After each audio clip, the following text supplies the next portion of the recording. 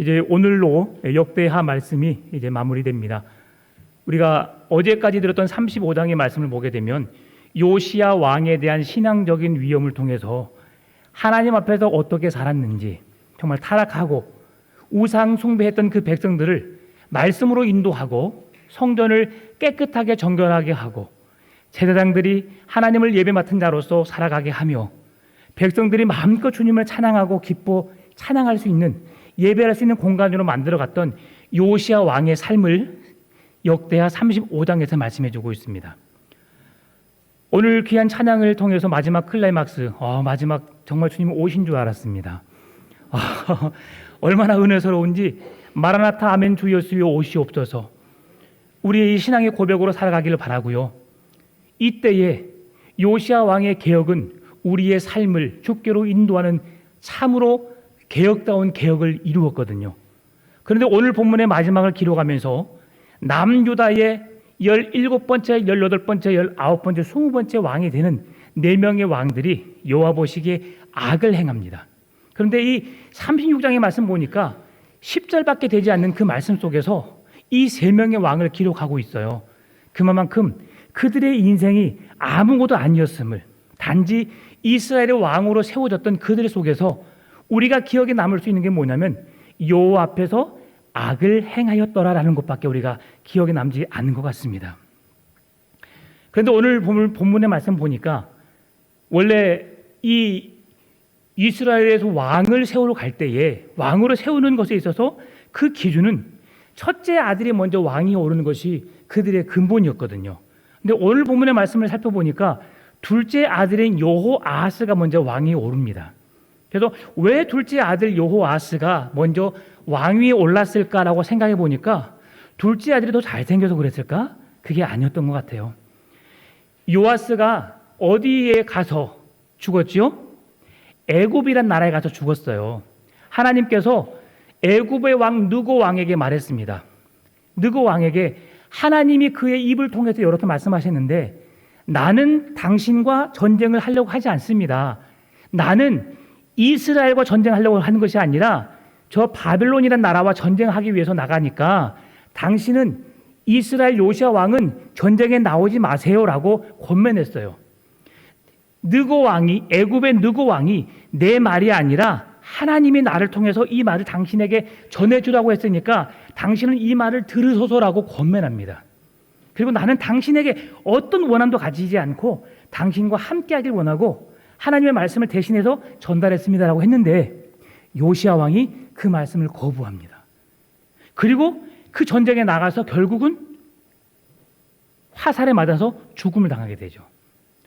이때의 요시야 왕도 몸에 변장을 합니다. 내가 안 좋게 하기 위해서. 그러나 하나님은 누가 누군지 잘 아시잖아요. 결국 거기서 죽음을 당하게 되는데 이 여호아하스 둘째 왕이 애굽에 의해서 죽음을 당하는 아버지의 마음을 가장 크게 헤아렸던 것 같아요. 애굽, 내 아버지를 죽인 원수. 난 너희들을 어떻게 할 수 없어. 내버려 둘 수 없어. 너희는 내 손에 죽어야 돼. 그런 강한 열정이 둘째 아들 여호아하스에게 강했던 것 같아요. 그리고 자기의 왕을 죽였던 백성들 또한 그 자기의 왕을 죽였기 때문에 그 왕을 죽여버린 애굽의 나라에 대해서 적대감을 갖고 있었거든요. 내가 그들을 반드시 죽이리라. 그러다 보니까 둘째 왕 여호아하스가 그런 마음을 갖게 되니까 당신은 우리의 마음에 합한 사람, 우리와 같은 마음을 품고 같이 할 수 있겠어 라고 해서 그를 왕위로 세웁니다. 그렇게 왕위에 세웠는데 왕위에 오른 지 3달 만에 왕권을 폐위당하게 됩니다. 참 안타깝죠. 이 여호아하스가 왕위에 오른 지 3달 만에 애굽 왕 느고에 의해서 그는 포로로 잡혀가게 되죠. 아버지 요아스도 느고 왕에 의해서 전쟁에 나가서 다른 적군 병사에 맞아서 죽임을 당하게 되었고, 그의 둘째 아들은 여호아하스도 애굽의 전쟁에 나가서 바로 포로로 잡혀가게 되죠. 그리고 애굽의 이 느고 왕이 여호아하스를 포로로 잡아가고 그를 대신하여서 그의 형인 여호야김, 참 어렵습니다.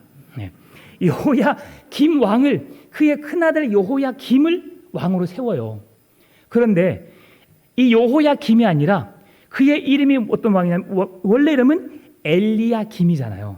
근데 엘리야김을 여호야김으로 이름을 개명시킵니다. 이 시대 상황을 보게 되니까 이름을 개명시킨다라고 하는 것은 무슨 뜻을 가지고 있냐면 나는 당신의 힘에 굴복한 자입니다. 내 힘으로 내가 어떻게 할 수 없고 나는 당신이 하는 대로 그대로 따르겠습니다라고 하는 그런 굴복의 의미가 계명 속에 속해 있어요. 느고 왕, 애굽의 느고 왕이 결국은 여호아하스도 그를 포로로 잡아가게 되고 그의 형 엘리야김, 여호야김 또한 포로 그 이름을 계명시켜서 너는 내가 하고 싶은 대로 해야 돼. 그렇게 그에게 왕의 권한을 약화시키는 그 일을 하게 되죠. 이 여호야김이 25세의 왕이 되어서 11년 동안 나라를 다스렸는데요. 이 또한 하나님을 잘 섬기지 못합니다. 그러면서 오늘 5절에서 뭐라 말씀하고 있냐면 그의 하나님 여호와 보시기에 악을 행하였더라라고 하반절에서 말씀해주고 있는 걸 보게 돼요. 예레미야에 의하면 이 여호야김이 어떻게 악을 행했는가? 예레미야 22장 13절에서 17절, 26장 21절, 24절 말씀 보니까 그는 불의를 행하고 애굽의 조공을 바치기 위해 백성들에게 과중한 세금을 부과했고 무죄한 자의 피를 흘리게 하여서 압박과 공포를 행했으며 하나님의 선지자를 핍박했던 왕 이렇게 표현하고 있어요. 엘리야김, 여호야김 이 왕이 행했던 일들입니다. 애굽을 위해서 아예 충신이 되어버린 거죠. 그의 이름을 바꿔버릴 정도로 애굽의 속국이 되어서 애굽의 힘에 놀아나는 그 삶을 살게 됩니다. 결국 여호야김은 통치 11년 만에 이제는 바벨론 느부갓네살 왕에 의해서 포로로 붙잡혀 가게 돼요. 이 말은 애굽의 느고 왕이 왕권을 가지고 있다가 전 세계를 섭렵하고 있다가 바벨론에 의해서 애굽의 왕권이 무너졌음을 말씀해 줍니다. 그래서 이제는 남유다가 애굽의 지배 통치를 받고 있다가 결국은 바벨론이 전 세계를 통합하여서 다스리게 되니까 바벨론에 의해서 나라가 망가져서 바벨론의 포로로 잡혀가게 되는 그 삶을 살고 있음을 말씀해 주고 있죠. 팔레스타인의 실권이 이제 바벨론에게 넘어간 것입니다. 열왕기하 24장 1절에서 14절 말씀 보니까 바벨론이 유다를 침공하게 된 이유를 말씀해 주고 있는데요. 왜 바벨론이 유다를 침공했을까? 그것은 여호야김이 3년 동안 바벨론을 섬기다가 배반을 했는데요. 배반한 것에 대한 징계였다고 성경은 말씀해 줍니다. 제가 열왕기하 24장 1절로부터 4절 말씀 읽어드리겠습니다. 여호야김 시대에 바벨론의 왕 느부갓네살이 올라오매 여호야김이 3년간 섬기다가 돌아서 그를 배반하였더니 여호와께서 그의 종 선지자들을 통하여 하신 말씀과 같이 갈대아의 부대와 아람의 부대와 모압의 부대와 암몬 자손의 부대를 여호야김에게로 보내 유다를 처멸하려 하시니 이 일이 유다의 임함은 곧 여호와의 말씀대로 그들을 자기 앞에서 물리치고자 하심이니 이는 므낫세의 지은 모든 죄 때문이며 또 그가 무죄한 자의 피를 흘려 그의 피가 예루살렘에 가득하게 하였습니다. 여호와께서 사하시기를 즐겨하지 아니하시니라 라고 말씀합니다. 죄를 범하여서 그 백성들이 잘못을 했는데 하나님이 그 죄를 용서하지 않겠다라고 말씀해 주고 있는 거예요. 무엇인가 잘못했는데 누군가의 용서를 받는다는 것, 이건 엄청난 은혜입니다. 우리가 죄를 지어서 감옥에 가게 되는데 특별권으로 인해서 특명을 받아서 우리가 죄를 사함받는다는 것, 광복절 특사, 이런 3.1절 특사 이렇게 해서 사회받는다는 것은 엄청난 큰 은혜거든요. 근데 이들은 그 은혜를 받을 만한 기회조차도 잃어버립니다. 왜? 여호와 앞에서 악을 행하였고 그리고 그의 반역을 통해서 그들이 괘씸히 여겨서 결국은 그들이 바벨론 포로로 붙잡혀 갈 수밖에 없음을 우리에게 말씀해 주고 있는 거예요. 느부갓네살 왕은 여호야김이 왕권을 다스리고 있을 때에 그를 결박하여서 포로로 잡아갑니다. 그리고 하나님의 성전에 있었던 성물들을 다 가져가서 결국 느부갓네살의 산당에 이방신을 제사하는 그 산당에다가 갖다 놓습니다. 끔찍하죠. 그 말씀이 오늘 본문의 6절과 7절 말씀입니다. 바벨론 왕 느부갓네살이 올라와서 그를 치고 그를 쇠사슬로 결박하여 바벨론으로 잡아가고 느부갓네살이 또 여호와의 전 기구들을 바벨론으로 가져다가 바벨론에 있는 자기 신당에 두었더라라고 하죠. 아버지의 뒤를 이어서 유다의 왕이 된 여호야긴, 이제 그 여호야김의 아들이 여호야긴입니다. 예, 김씨도 있고 긴씨도 있고 그런 것 같아요. 근데 이 긴씨는, 여호야긴은 이제 아버지처럼 여호와 보시기에 악을 행했다라고 말씀해 주고 있어요. 참 이 세 왕 다 여호와 앞에 악을 행한 왕, 참으로 안타깝죠. 근데 느부갓네살 왕이 이제 사람을 보내어서 여호야긴을 또 다시 포로로 잡아갑니다. 그리고 성전의 그릇들도 똑같이 가져갑니다. 이때에 여호야긴의 숙부 이제 시드기야를 왕으로 세우는데요. 오늘 본문의 10절 말씀 보니까 그 해에 느부갓네살 왕이 사람을 보내어 여호야긴을 바벨론으로 잡아가고 여호와의 전에 귀한 그릇들도 함께 가져가고 그의 숙부 시드기야를 세워 유다와 예루살렘 왕으로 삼았더라라고 말씀합니다. 한번 이제 표를 한번 보여주실래요? 예, 표. 예, 잘 안 보이시죠? 이게 이제 지금까지 말씀드렸던 말씀을 종합해 놓은 것이거든요.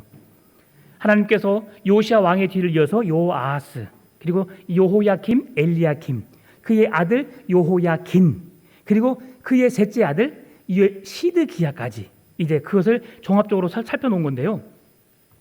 이들에게 공통된 게 뭐냐면 악입니다. 하나님 앞에서 악을 행했던 왕들이죠. 그래서 여호아스는 애굽의 포로로 잡혀가게 되고 나머지 세 왕들은 이제 바벨론의 포로로 잡혀가게 되는 그 일들을 우리에게 경험하게 되는데요. 이제 다시 말씀을 통해서 보면 역대기의 왕 세 왕, 그리고 마지막에 시드기야 왕의 삶을 보면서 시드기야가 얼마나 우리 앞에서 악하게 살았는지를 보여주고 있는데요.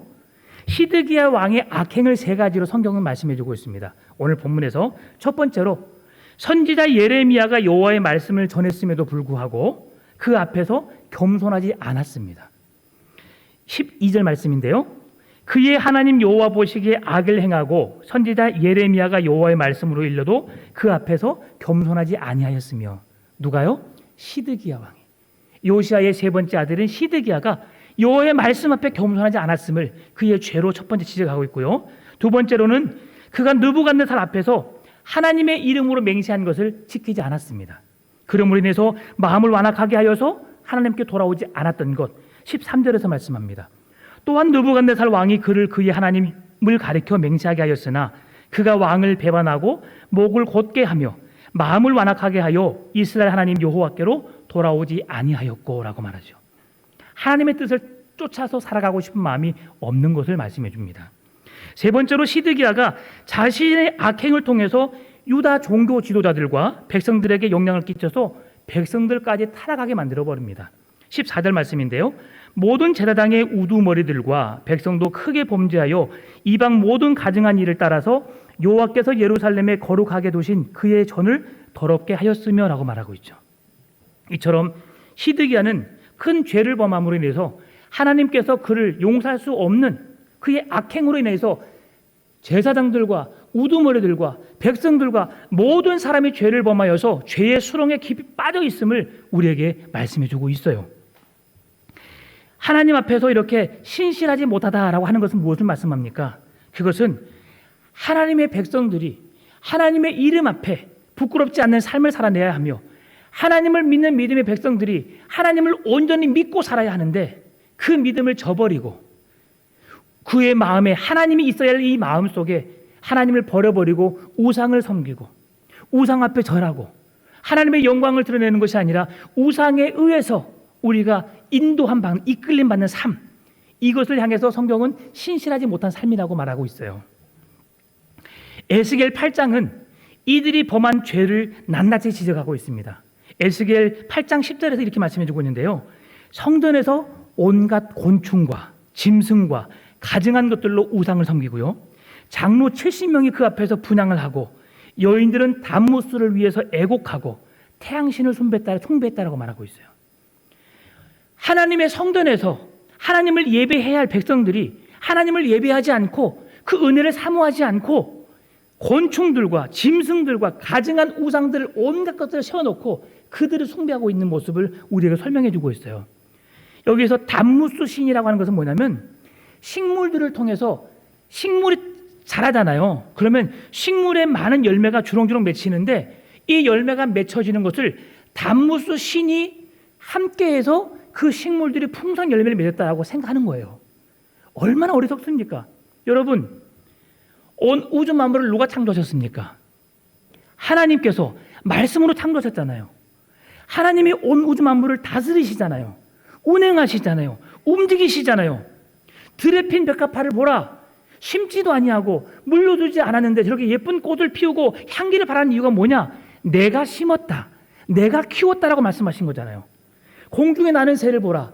집도 없고 어떻게 누가 먹이도 주지 않는데 어떻게 살아가느냐? 내가 다 먹여 키운다. 온 우주 만물을 다스리시는 분이 하나님이심을 알아야 할 백성들이 그 하나님의 은혜를 저버리고 이렇게 이방신 우상을 만들어서 땅의 기운, 담무스 신이 땅속으로 들어간대요. 땅의 기운을 받아서 씨앗에게 생명을 트게 하고 그에 영양분을 주어서 자라게 하고 열매를 맺게 한다는 이 어리석은 어린 반푼업지도 없는 이 생각 속에서 이 백성들이 그렇게 타락의 길을 걷고 하나님을 모시는 것이 아니라 자기들의 편할 대로 우상을 섬기고 있는 백성들의 모습을 우리에게 보여주고 있어요. 이게 이 시대의 악행이었습니다. 제사장들도 마찬가지였어요. 왕뿐 아니라 제사장들이 어떻게 해야 됩니까? 더 거룩하게 구별되어서 성별되어서 하나님 앞에 예배할 수 있도록 백성들을 모아서 예배자로 세워야 될 거 아니겠습니까?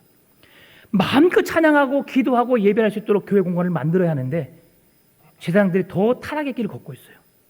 더 범죄하여서 하나님 앞에 올바르게 서지 못하니까 백성들 또한 하나님을 예배하는 백성들이 사라지게 되고 우상 앞에 절하는 어리석은 삶을 살고 있음을 우리에게 보여주고 있는 것이죠. 제사장들의 타락은 곧 백성들의 타락에까지 이어지게 되었습니다. 그렇다면 이 백성들에게는 죄가 없을까요? 아니에요. 왕, 제사장, 방백들, 그 모든 제사장, 레위인, 사람 한 사람 백성들까지도 하나님 앞에서 다 모두가 다 죄를 범했습니다. 하나님의 선지자를 보냈음에도 불구하고 그들의 말을 듣지 않아요. 고집을 피우고 있습니다. 자기 멋대로 행하고 있어요. 하나님이 보내셨는데, 깨닫게 하시기 위해서 선지자를 보내셨는데 그 마음을 강철로 닫아버립니다. 여러분, 우리는 하나님의 음성을 들어야 합니다. 주의 말씀에 귀를 기울여야 합니다. 세면 음성까지도 우리는 기울여서 무엇을 말씀하시는지 그 말씀에 의해서 말씀을 통해서 우리는 살아가야 합니다. 내 생각, 내 기준, 내 경험이 삶의 모든 걸 이끌어가는 것이 아니라 하나님의 말씀이 내 삶을 지배할 수 있도록, 하나님의 말씀이 내 삶을 인도해 갈 수 있도록 우리는 그 말씀 앞에 겸손히 엎드려야 한다는 사실이에요. 오늘 그래서 그들은 하나님의 말씀을 듣지 않기 때문에 하나님께서 그들의 진노를 멈추지 않게 하신 거예요. 하나님의 진노를 통해서 이스라엘 백성들이 이제 멸망해 가시는데요.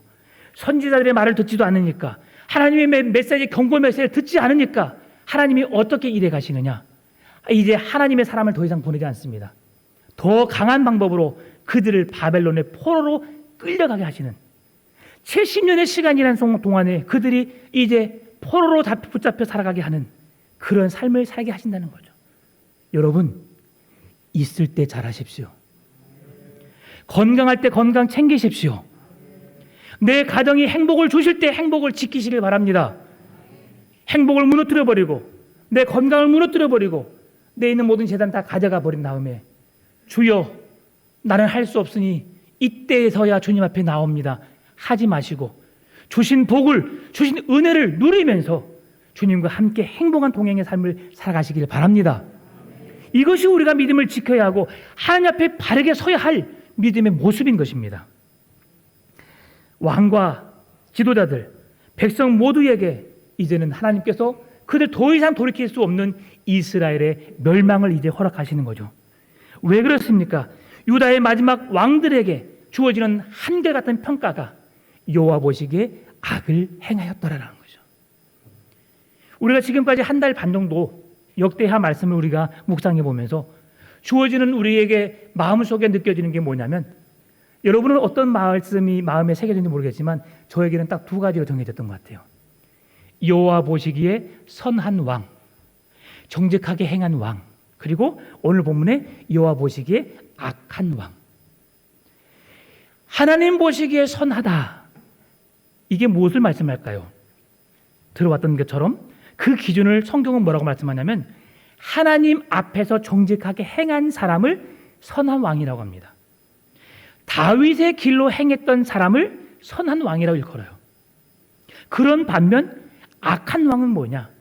하나님 보시기에 악한 왕은 그 마음에 하나님 두기를 싫어하는 사람, 하나님 뜻대로 하지 않기 위해서 노력하는 사람, 자기가 주인 되어지고 자기가 모든 걸 다 하려고 하고 하나님이 서야 할 그 자리에 내가 서 있는 자, 그 말씀 앞에 허리 숙이지 못하고 머리 숙이지 못하고 그 뜻을 준행하지 않고 살아가는 사람을 악한 왕이라고 해요.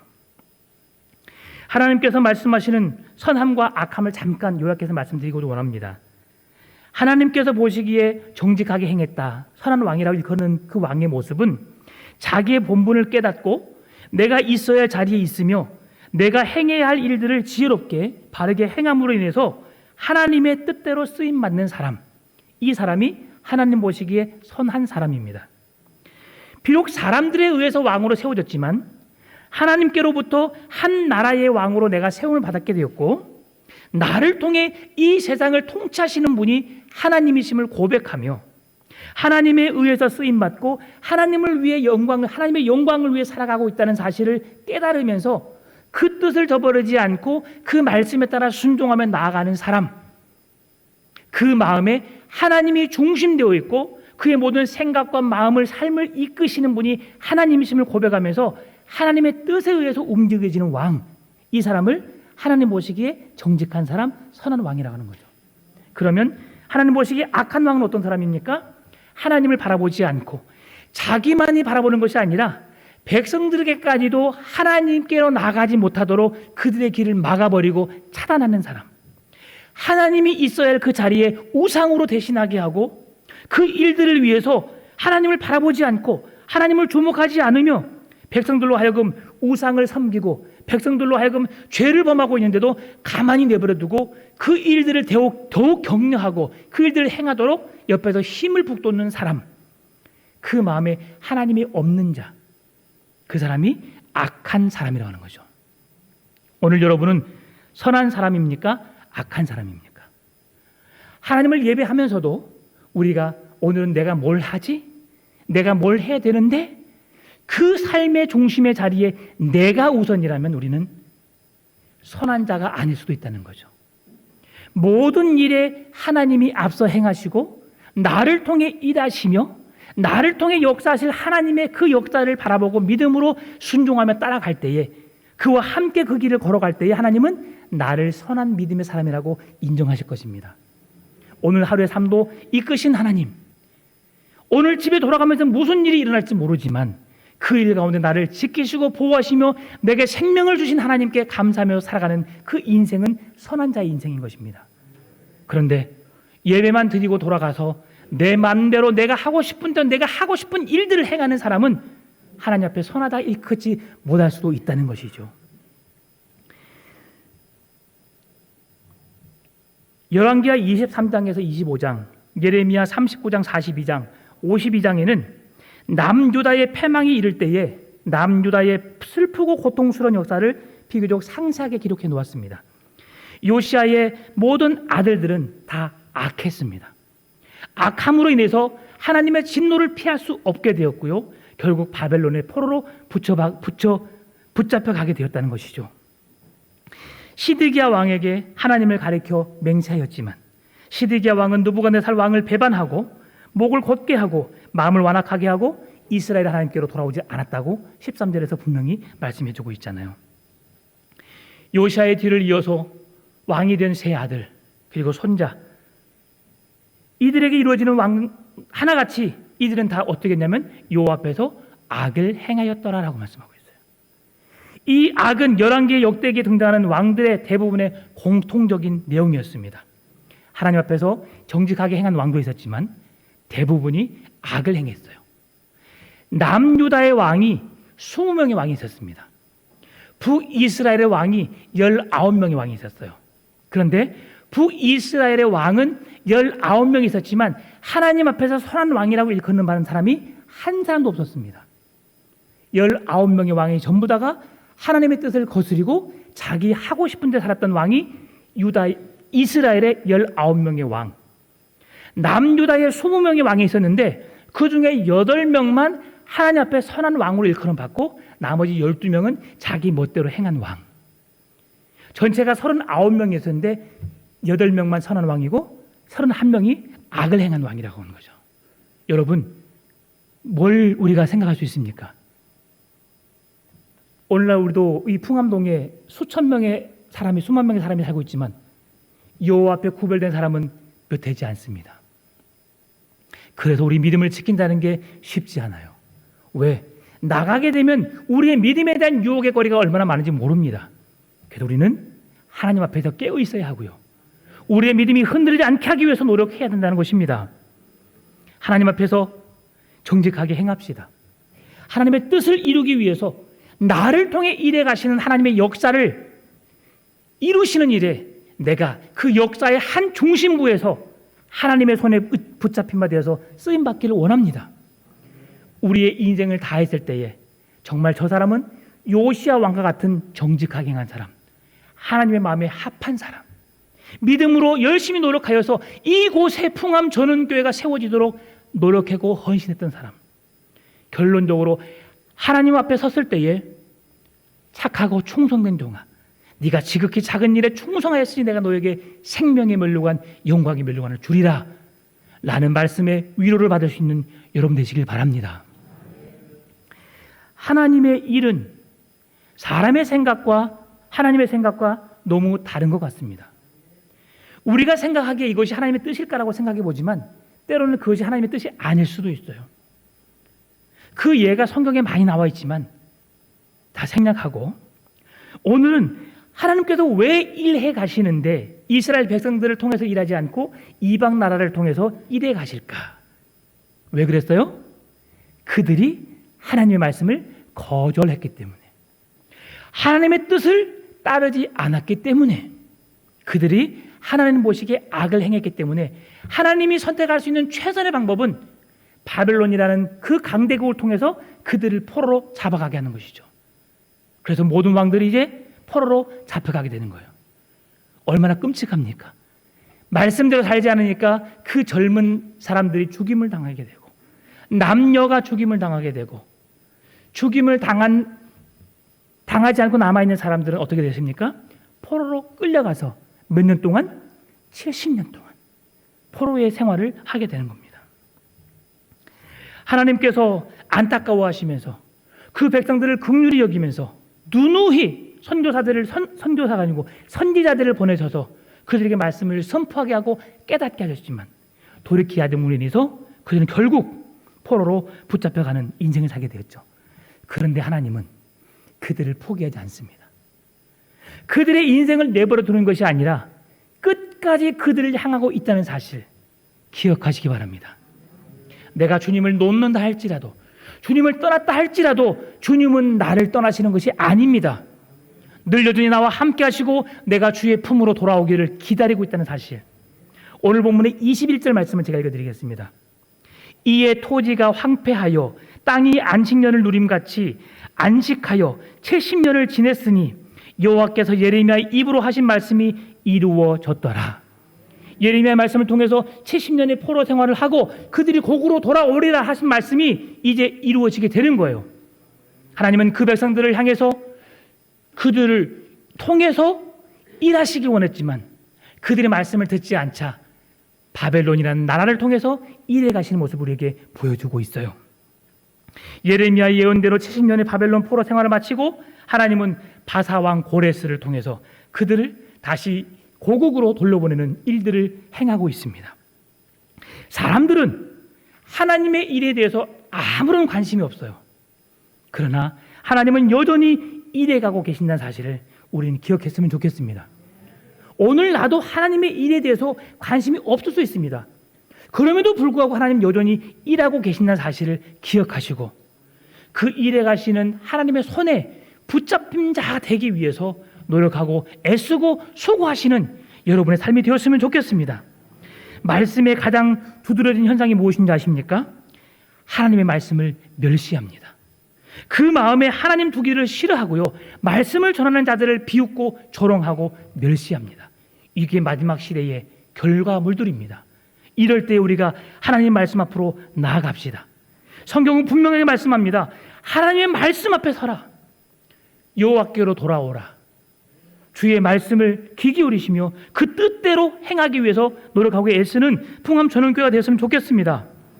하나님께서 부지런하게 종들을 보내셔서 선지자를 통해서 말씀하셨지만 백성들을 듣지 않게 되자, 그러나 하나님은 예레미야의 우리가 간구를 통해서 그 백성들을 70년 이후에 돌아오게 하겠다 하신 말씀을 응하게 하시고요, 우리가 그 예레미야 5장 1절 말씀 보게 되면 그 백성들이 얼마나 완악했는지 말씀해 주고 있거든요. 예레미야 5장 1절, 너희는 예루살렘 거리로 빨리 다니며 그 넓은 거리에서 찾아보고 알라. 너희가 만일 정의를 행하며 진리를 구하는 자를 한 사람이라도 찾으면 내가 이 성읍을 용서하리라라고 말씀해 주고 있어요.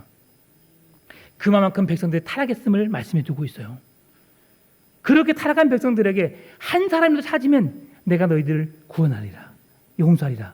근데 그 사람이 없다는 거죠. 결국 하나님께서는 심판이라는 방법을 통해서 하나님의 뜻을 이루어 가십니다. 하나님의 역사를 하나님께서 하나님의 방법대로 써내려가고 있는 것을 우리에게 보여주고 있는 것이죠. 사랑하는 성도 여러분, 하나님의 일에 함께 동참합시다. 하나님의 일을 위해 우리 교회가 쓰임받게 되기를 원합니다. 오늘 저와 여러분이 이 역사의 주인공이 되었으면 좋겠습니다. 오늘 저와 여러분을 통해 일해 가시는 하나님의 은혜가 우리의 삶을 통해 나타났으면 좋겠습니다.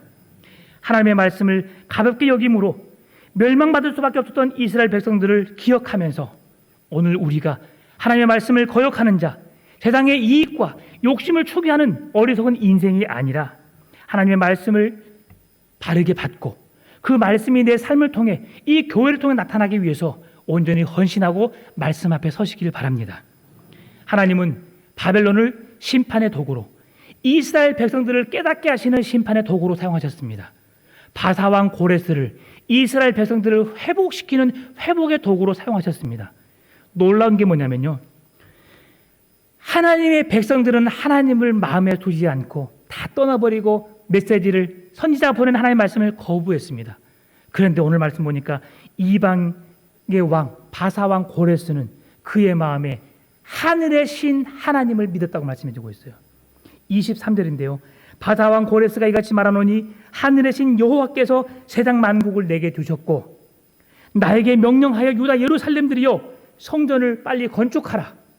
그리고 너희 중에 그의 백성들은 다 올라가서 너희 하나님 여호와께서 함께 하시는 은혜를 누려라라고 말씀하시는 거죠. 하나님이 바사왕 고레스를 통해서 이스라엘 회복의 도구로 사용하고 계십니다. 사랑하는 성도 여러분, 이방인도 하나님의 하나님 되심을 인정하는데 우리가 하나님을 잊어버려서 되겠습니까? 하나님 앞에서 바르게 섭시다.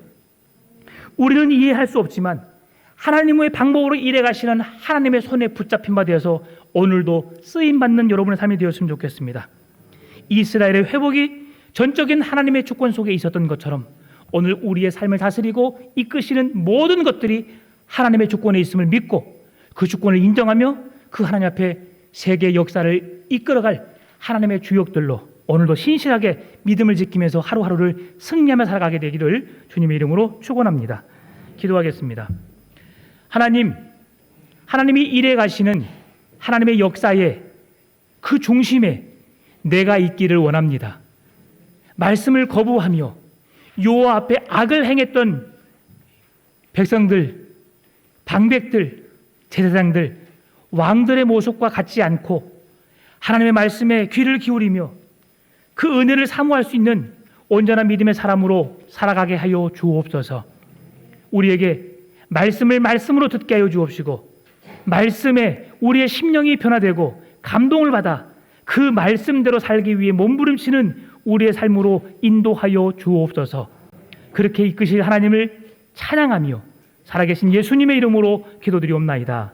아멘. 말씀을 깊이 생각하면서